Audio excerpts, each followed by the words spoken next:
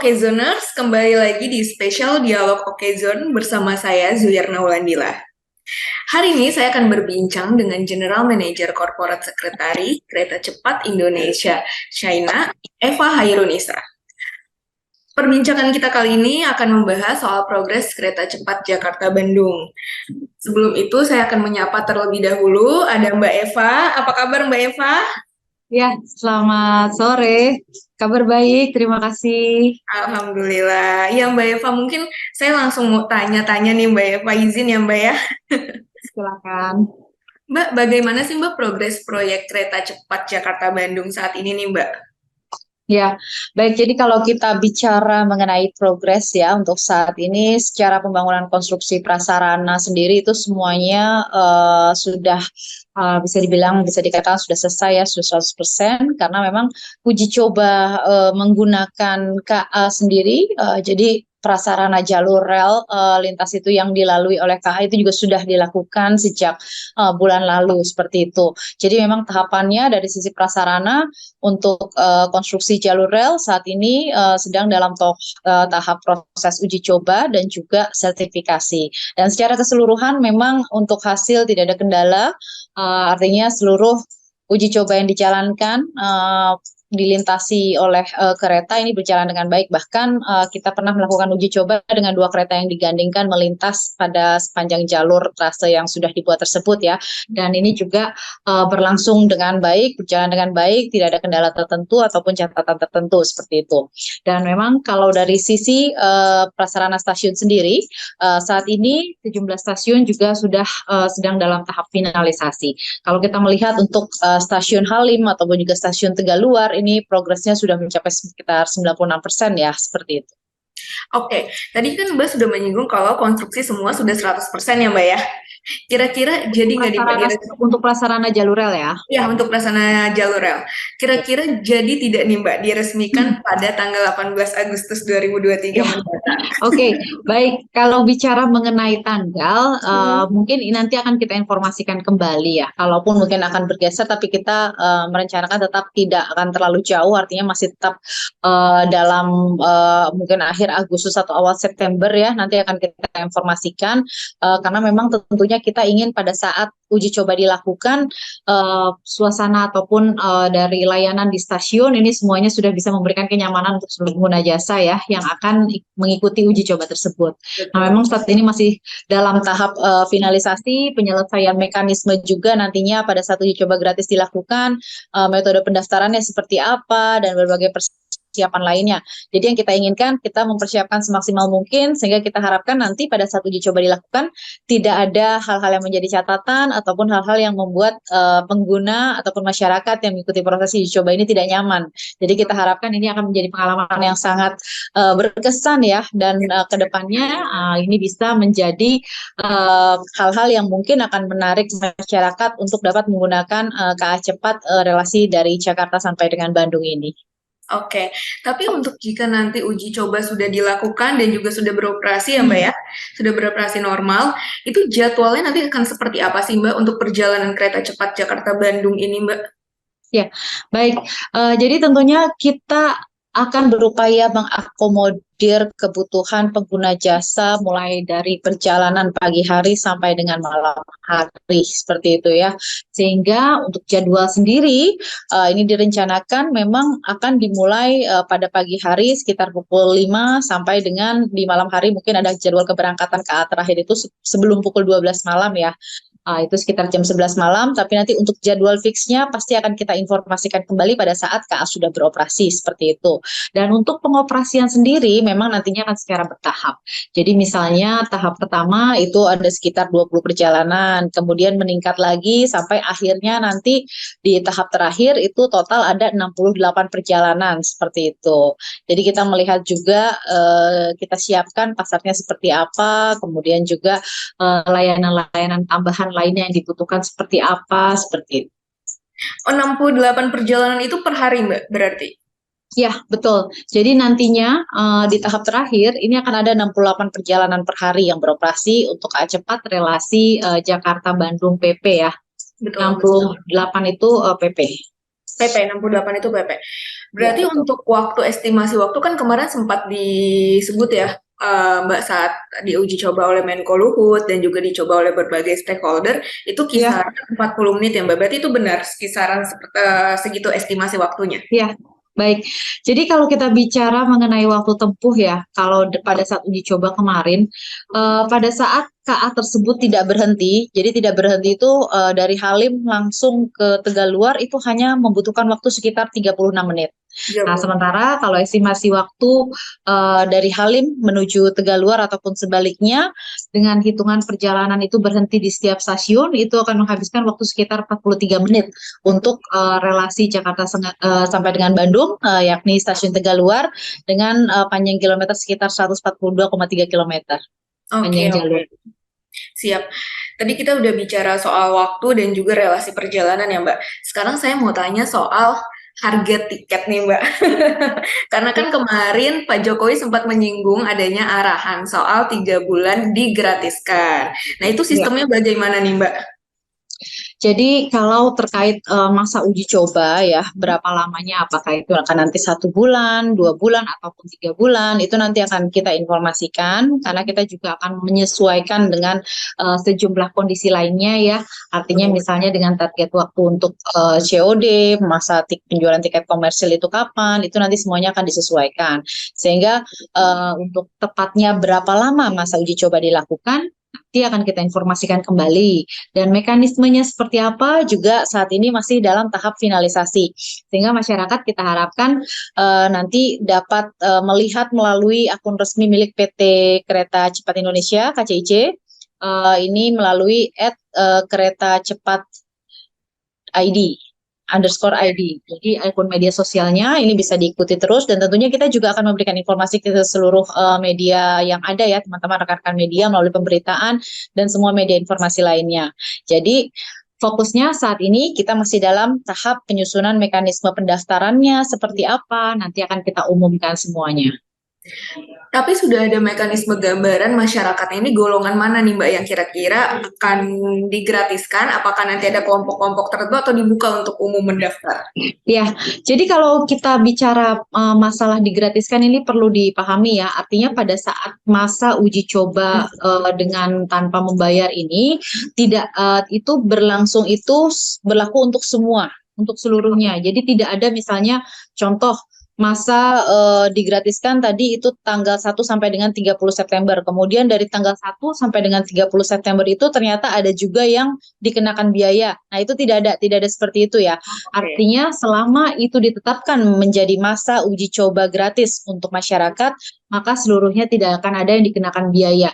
Nah, ini kami juga meminta seluruh masyarakat untuk berhati-hati ya.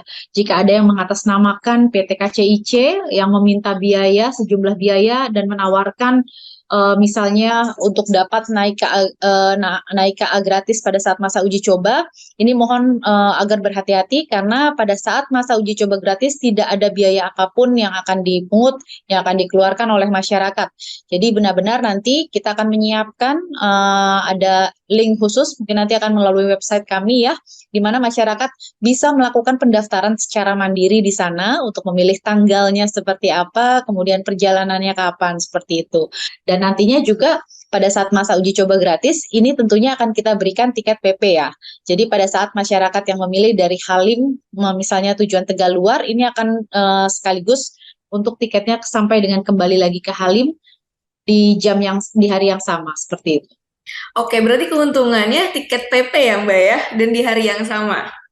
Ya, betul. Jadi kalau untuk pada masa saat uji coba gratis, ini nanti penumpang akan difasilitasi PP. Karena jangan khawatir nanti Bisa ditinggal pergi, setelah nggak bisa pulang. sampai Bandung bisa pergi nggak bisa pulang, jadi jangan khawatir. Artinya untuk tiketnya nanti kita akan siapkan PP bagi semua untuk pengguna jasa yang akan mendaftar masyarakat yang akan mendaftar secara mandiri uji coba gratis ataupun juga undangan karena nanti juga ada dari undangan khususnya kita akan memprioritaskan ya pada saat uji coba gratis ini tentunya akan dibagi kuotanya juga dan kita akan prioritaskan untuk masyarakat-masyarakat yang tinggal di sepanjang trase ataupun jalur kereta cepat ini. Oke, berarti itu hanya berlaku masa uji coba gratis ini untuk yang PP itu dalam waktu yang sama ya, Mbak? Tidak berlaku untuk kebesokannya. Ya, betul sekali, betul. Jadi ini akan PP ini berlaku untuk di hari yang sama ya, seperti itu. Nanti akan ada keterangan secara khusus, misalnya contohnya pergi keberangkatan jam sekian, tanggal sekian dari Halim, kemudian untuk dari Tegaluarnya keberangkatan jam sekian, tanggal sekian, dan itu akan dilakukan di hari yang sama. Oke, boleh nggak nih Mbak diinfo sekali lagi kira-kira untuk masyarakat nih akses link pendaftarannya di mana aja biar tidak kena tipu nih Mbak? Karena Ya, takutnya kan banyak jadi link-link palsu nih Mbak. baik, jadi memang sampai dengan saat ini untuk mekanisme kita masih memfinalkan penyusunannya, sehingga memang belum ada link ataupun juga belum ada link pendaftaran yang kita umumkan atau kita Oke. announcement di media informasi kami ataupun juga di media informasi lainnya. Nah, sehingga masyarakat mohon untuk bersabar karena jika semua tahapan sudah kami finalkan untuk terkait mekanismenya nanti seperti apa, kemudian aturannya bagaimana. Nah, ini nanti kita akan umumkan kemana masyarakat bisa melakukan pendaftaran secara mandiri. Baik, berarti kalau misalnya nanti ada link yang sudah kesebar saat ini itu dipastikan palsu ya Mbak ya? Karena Ya, belum keluar betul. linknya. Jadi kalau kita melihat per hari ini, Hmm? jika ada link yang memang sudah beredar untuk pendaftaran KA cepat dan kemudian bahkan ada yang meminta biaya, itu sudah dipastikan palsu ataupun penipuan. Karena Baik. nantinya link tersebut akan kita koneksikan langsung dengan website resmi kami. Oke, siap kalau begitu. Ya. Kira-kira ada bocorannya nggak sih Mbak, berapa sih kuota untuk masyarakat yang bisa uji coba gratis ini?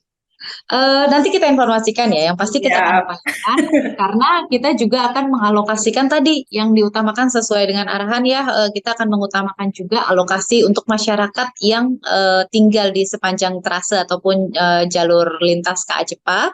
Nah, nanti ini kan akan kita bagi-bagi kuota-kuotanya termasuk juga untuk masyarakat umum yang nanti bebas ya. Mudah-mudahan ini bisa mengakomodir ya semuanya Amin, karena kan amin. cukup panjang nanti berlangsungnya untuk untuk masa uji cobanya seperti itu. Baik, baik. Oke. Itu tadi soal masa uji coba gratis ya, Mbak. Jika masa Ya. uji coba gratis ini sudah berakhir dan sudah beroperasi normal, kira-kira sudah ada perencanaan terkait harga tiket fixnya tidak, Mbak, untuk kereta cepat Jakarta-Bandung ini?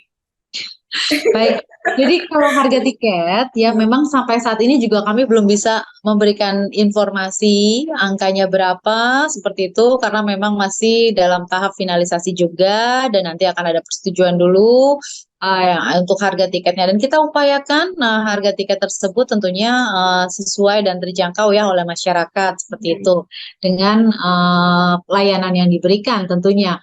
Artinya dari sisi waktu, waktu tempuh yang hanya mungkin sekitar 40 menit dari Jakarta menuju Bandung, kemudian dengan layanan kenyamanan yang kita berikan di atas KA ataupun selama di stasiun seperti itu. Oke. Beda tipis banget nggak, Mbak, sama harga tiket KA Argo Parayangan yang eksekutif? Jadi kalau ini ya, kalau mungkin saya skillnya ada kelas ya nanti ya. Oh, ada Jadi kelas. Oke. jadi ada kelas-kelas di KA cepat ini, di KA cepat ini nanti ada 3 kelas. Itu ada kelas first class, kemudian business class, sama premium economy class seperti itu. Dan tentunya untuk premium economy class ini dengan kelas terendah tarifnya juga akan lebih terjangkau. Nah, yang pasti meskipun ada pembedaan kelas ini, tapi kami pastikan untuk kenyamanan dan fasilitas lainnya tetap sama. Artinya mungkin kalau perbedaan kelas ini hanya lebih ke arah perbedaan dari sisi layanan yang diterima, misalnya seperti mungkin kalau yang first class ini akan mendapatkan fasilitas snack gitu ya, seperti itu atau lainnya nanti akan kita informasikan selengkapnya. Oke, siap, siap. Baik, Mbak. Nah, sekarang saya lanjut mau bertanya soal SDM nih, Mbak. Kita ke SDM. Jumlah SDM saat ini berapa sih, Mbak, di kereta cepat Jakarta-Bandung, khususnya untuk SDM yang lokal ya, Mbak? Apakah sudah ada tenaga kerja asing juga yang bekerja di sana? Atau bagaimana? Ya, jadi kalau kita bicara SDM, kalau yang untuk di perbandingannya ya, jadi setiap satu SDM dari Tiongkok ini akan didampingi oleh 7 SDM lokal dengan tujuan kita bisa mendapatkan transfer ini ya, transfer ilmu, transfer knowledge. Kemudian juga ini ke depannya bisa memberikan manfaat yang besar tentunya untuk kita. Seperti misalnya contohnya untuk saat ini mungkin nanti di awal pengoperasian KA ini masih dioperasikan oleh masinis dari Tiongkok. Nah, tapi kan didampingi masinis dari Indonesia.